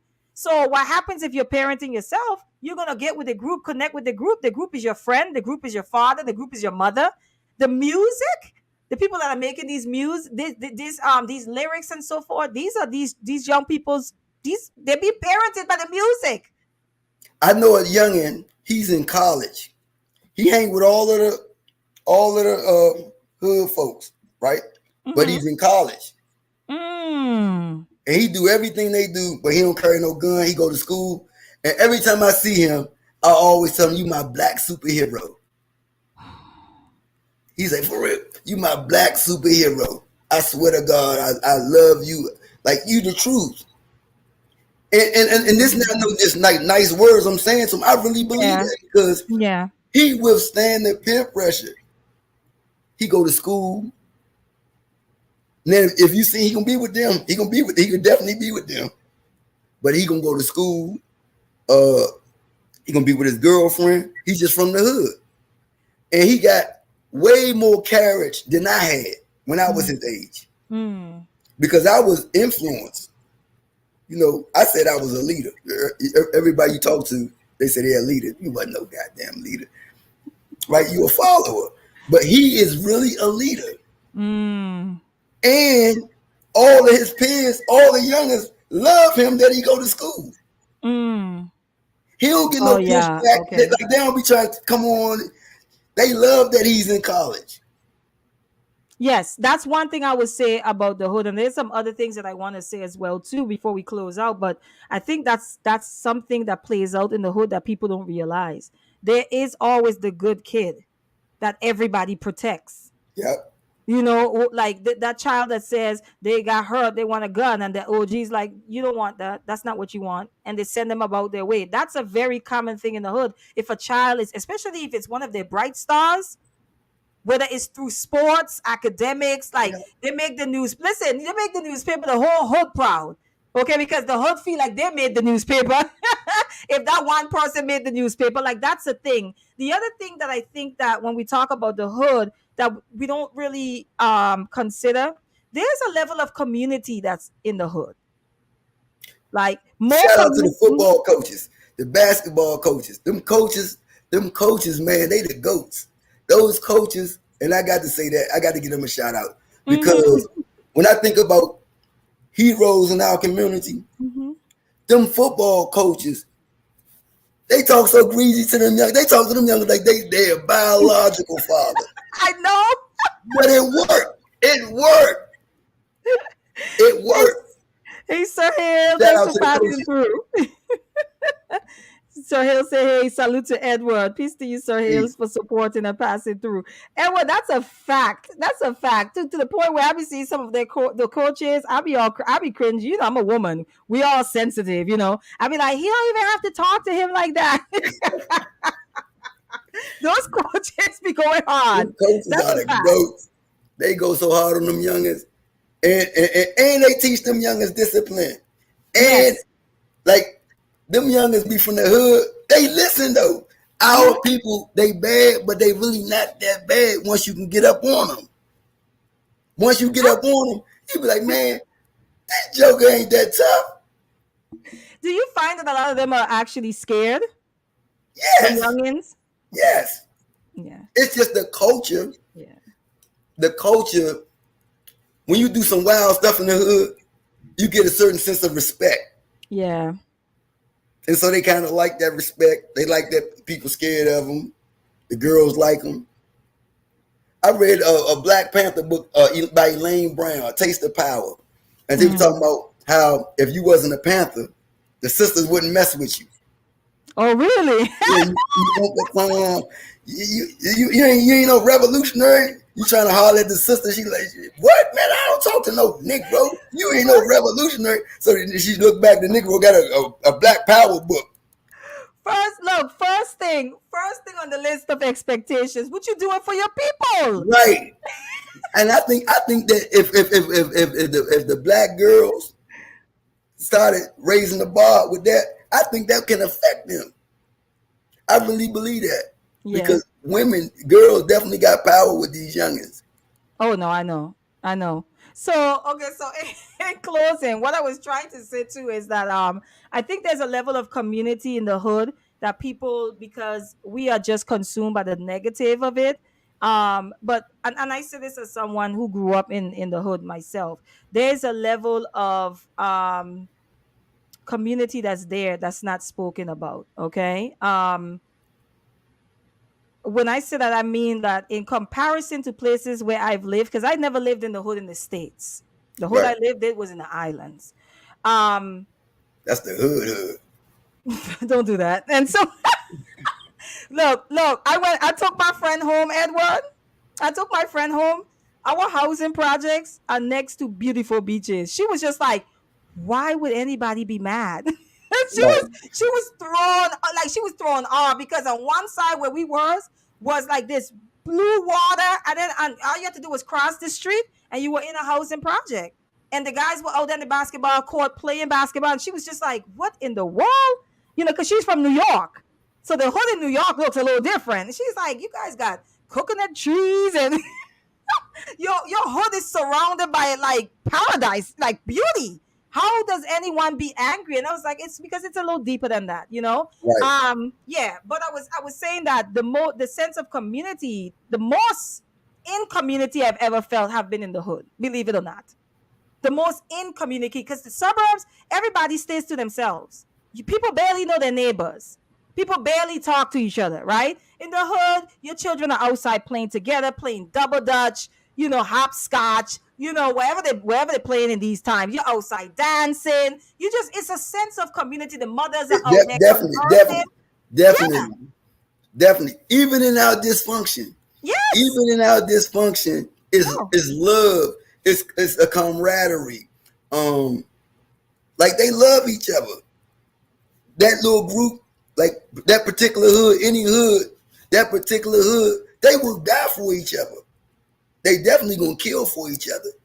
Like they really got love for and what we gotta do, we gotta raise the bar. We gotta find a way to raise the bar where it's nothing wrong with being proud of where you from. Yeah, yeah. Nothing wrong with that. Mm-hmm. And there are some good characteristics that come from the hood that are invaluable. Mm-hmm. Like I was telling my nephew one day, one day I brought my nephew in the hood with me because I'm from a popular neighborhood. And I brought him, he was pressed to go around there. So I took him around there. And he met a girl around the corner. I'm like, bro, don't leave my sight though. Don't do that. You ain't that cool. Stay with me so I can watch you. Like, so I can let people know you my nephew. Like, don't do that. Don't just walk off and yeah, don't do that. Right. Right. No, I'm saying that these positive things can be built upon is what I'm saying. That I I agree. think that if you bring, because there's already this level of community despite the toxicity and dysfunction, like you said, and violence that's there is a level of community there as well. And I think if we can find ways to build on those positive aspects of quote unquote hood culture, I think there could be something there. So, in other words, you're coming in there and there's not a condescension. It's not even this idea that I need to pull you out of this environment. It's what is good in here that we could build on, that we can introduce and impart certain teachings, maybe, or programs, or available resources, tutoring programs, whatever that is. Who Because not to there's write grant proposals? Like all the youngest got ideas of what they want to do. All of them got ideas. What do you want to do? What would it take for you to put that gun down and transition? What would it take? We ain't got no money to give you. Because I know you about to say, give me 75,000 and I'll stop. We ain't got no 75,000. What will it take for you to transition? right. You got Sister Hanifa, she know how to write proposals and business plans, and she gonna help you transition. And we got this person that's gonna help you in this way. And we got this person with the studio time. The studio time man. The studio time man is gonna get in there every time with the studio time because all of them think they rappers. If we just came together with that, Yes. there are ways you can get them youngers. Like I don't want to lead and seem like a message of doom and gloom. Right. Right. That's why I'm talking about it. There's definitely a way you can get them. Like if you engage them, what? No. Go ahead, Edwin. If you engage them and you are solution focused, you understand where they come from, where they at, and show them how to get out. Show them a way to get out. Now, I wouldn't advise nobody coming to a financial literacy class if you broke. Like you can't be teaching financial literacy and you broke. They ain't gonna want to hear that. Now, if you teaching financial literacy and they know you got some money, they gonna listen to you. They're gonna listen to you. They gonna listen to you. But if you come with the financial literacy and you got your dashiki on and you get off the bus, man, them youngers ain't gonna listen to you. They ain't gonna listen to you. But if they know you got some money and an opportunity for them, and you coming with the finance, they gonna listen. If you can provide solutions for them, they will listen to you. One of the things that I know, and I want to make sure I give a shout out to Dante. Thank you for the cash app, my good brother. I appreciate your financial support. My account looks a little bit better due to your cash app, so I appreciate you. So one of the things that we did when I was growing up, and because the hood that I was from on the island was one that we really had a stigma growing up in that hood. It was one of the worst one. It was where all of like the, people have their legends, you know what I'm saying? Like drug dealers. It was where everyone wanted to be. Right. Okay. It was that hood. And one of the things that we had when we were growing up that I remember being a part of, we had what they call, so we had a couple of things. We had this brother who was like in what do you call it? He wasn't a police, but he was somewhere in that field. So he created a basketball team. It was co-ed, Edward. It wasn't just for the boys. That joint was co-ed. He was trying to snatch all of us up. Okay? They do that in DC. At the football game I just went to, it was girls on the team. And they won.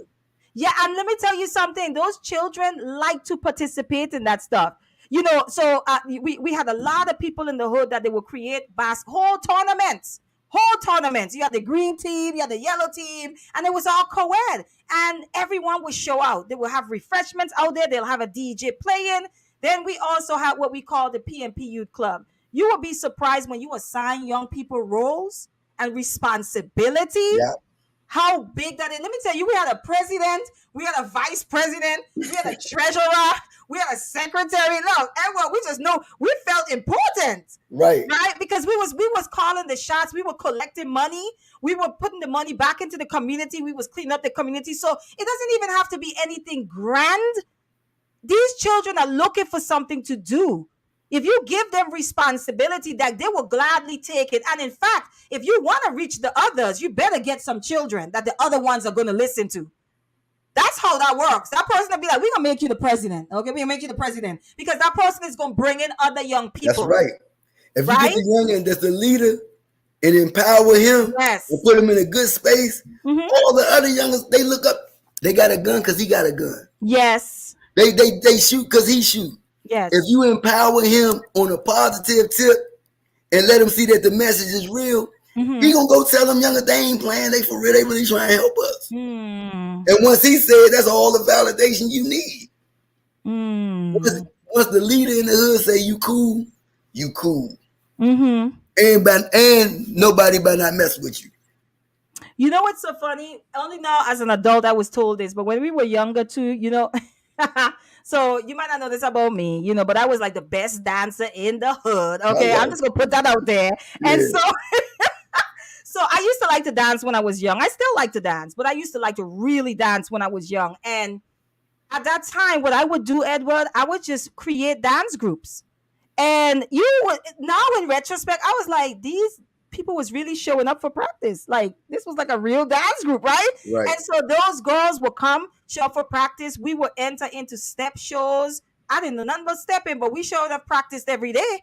And those girls would come out. On Facebook, they had a conversation one time, and they said to me, we used to look up to you when we were younger. Like you were a big deal to us. And it's funny because for me, I was just kind of like, let's do something. And these girls, like this wasn't even like a legit dance team, Edward. You hear me? It didn't even have to be legit. The fact that we were showing up every day to practice was something for everyone to commit to. Do you see what I'm trying to say? Yes. So that's what I'm saying. It doesn't even have to be anything grand. My next door neighbor used to use me to tutor her daughter for $5 low, and that was a lot to me at that time. For $5, she used to make me tutor her daughter.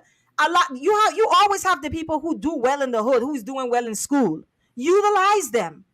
Create a program around them. Let them mentor and not mentor, tutor the younger ones. So I think what it is that it's really putting the young people to use oftentimes because they're idle and they're talking to each other. And if they're idle, they're going to be caught up in other stuff. You get what I'm saying? Yeah. Especially those children who are parenting themselves. But Edward, I want you to leave us with because I got a lot out of this conversation. I learned a whole lot about guns and clips and switch and things I did not know. Hey, when you go on YouTube and look up a switch, Mm-hmm. look it up and go on YouTube and look.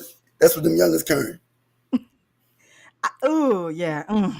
So I want you to leave us with tell me some success stories that you've seen with some of the young people. And I feel like you gave a good one already, which was that retreat. Somebody might see that as really small, but when you talked about that, I was just like, wow, those children felt safe.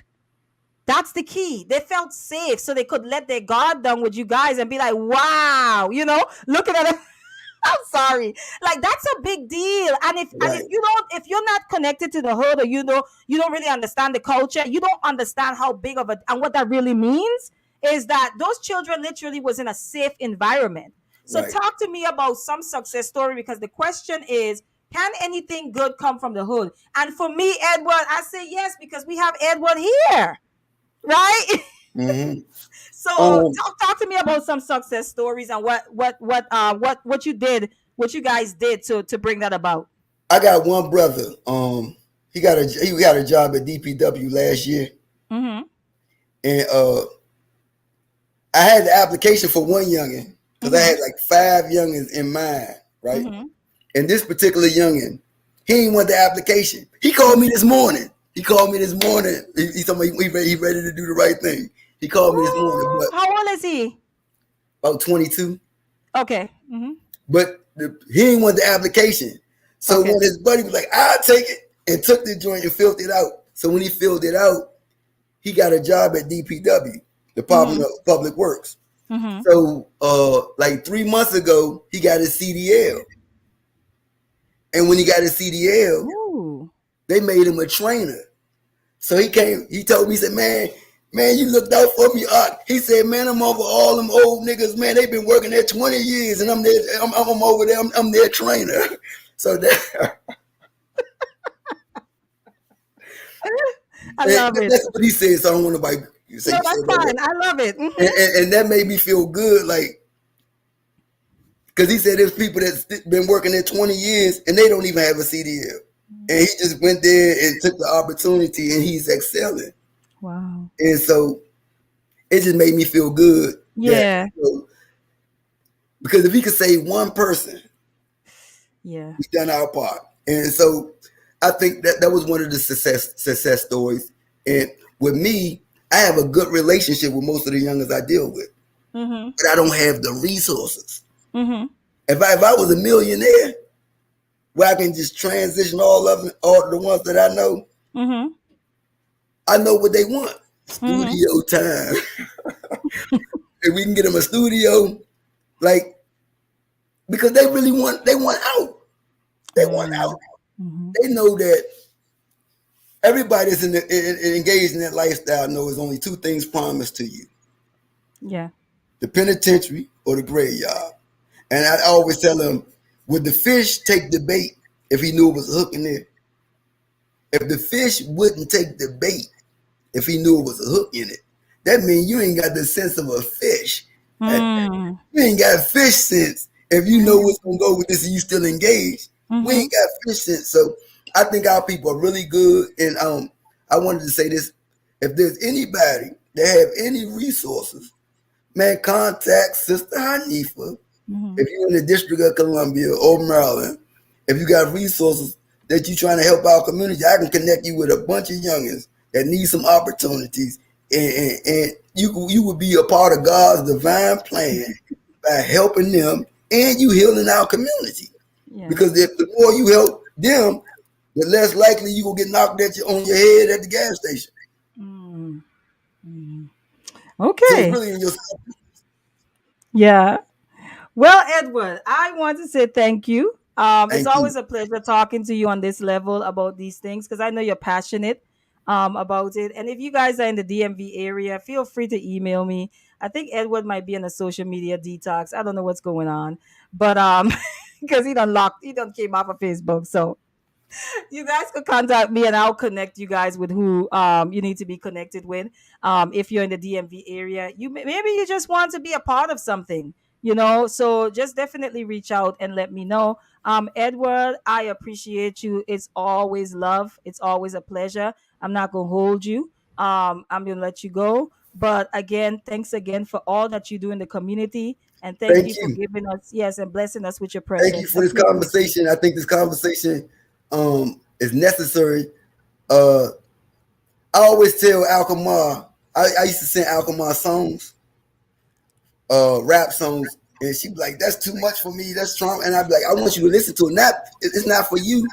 This is where the youngest minds are at." Mm. As black mothers, you got to listen to these songs so you can know where your son at, because your son listen to it all day. Yes. Yes. And so when you listen to the lyrics, you see where his mind at. And when you see where his Yeah. mind at, that give you a greater opportunity to engage him where he's at. Yeah. Yeah. That's a good point, Edward.